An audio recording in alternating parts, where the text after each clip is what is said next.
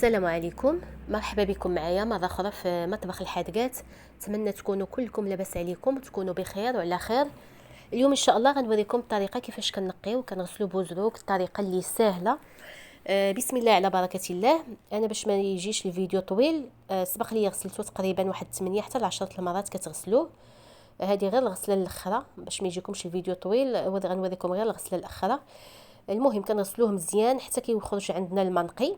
كنهزوه غير بالصبعين ديالنا بهذا الشكل، ما كنهزوش من التحت لان الرمله كتكون حاتله للتحت. الا هزيتو من التحت راه كتهزو حتى الرمله. ولا كتستعملوا يديكم بجوج بهذه الطريقه هذه. ما كتقلبوش هاد الزلافه في الشبكه مباشره. الا قلبتوا هاد بوزروك في الشبكه راه هذيك الرمله اللي كتكون حاتله لتحت كترجع الفوق وكتبقى دائما عامر بالرمله. هذه هي الطريقه الصحيحه. هاد الماء اللي كيبان لكم راه درت فيه غير شويه الحامض، الماء ديالو راه تنقى مزيان. صافي كنديروه في واحد الشبكه على هاد الشكل. نسيت ما قلت لكم قبل ما كنبدا نغسل فيه المره الاولى كنديروا تقريبا واحد الساعه اولا ساعه ونصف اولا نصف ساعه على حسب الوقت اللي عندكم. كترقدوه في الماء وكتخليوه حتى كيطلق ديك الرمله اللي كتكون فيه كامله باش كيجيكم ساهل. كنحيدوا هذا الربيع هذا اللي كيكون فيه على هذا الشكل، كتكون فيه واحد العصبه. كنقلبوا بوزروق من الظهر ديالو، كنحيدوا هاد الخضوريه هذه اللي كتكون هاد الماكله اللي كيكون واكل، ولا هاد البقايا ديال الماكله ديالو. كاين اللي كيخليها، انا صراحه ما كيعجبنيش نخليه فيه. انا غنعاود معكم الطريقه باش تشوفوا. كنحيدوا هذا الربيع هذا اللي كيكون الشكل ديالو بحال الربيع ديال البحر، كتكون فيه واحد العصبه. هانتوما شفتوا العصبه تقريبا بحال شكل واحد 2 سنينات.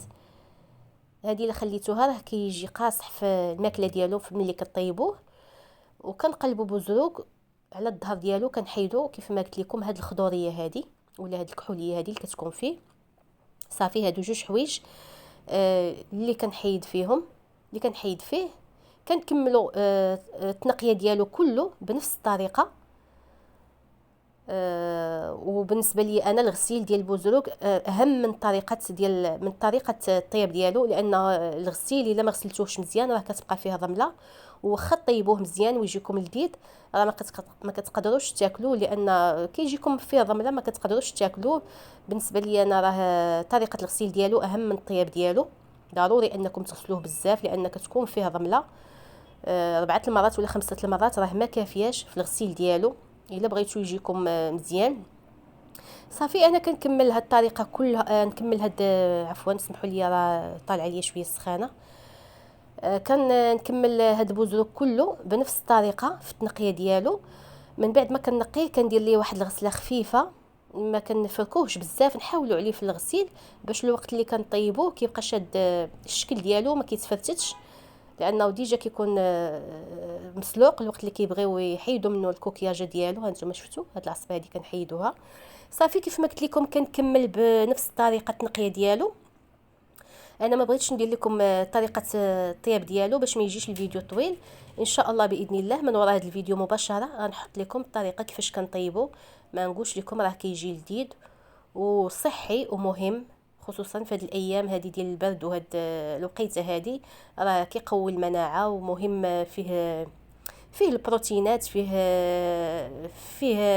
فيتامين دي. وبالصحه والراحه. ما تنسوش ديروا جيم وتبارطاجيو. وشكرا.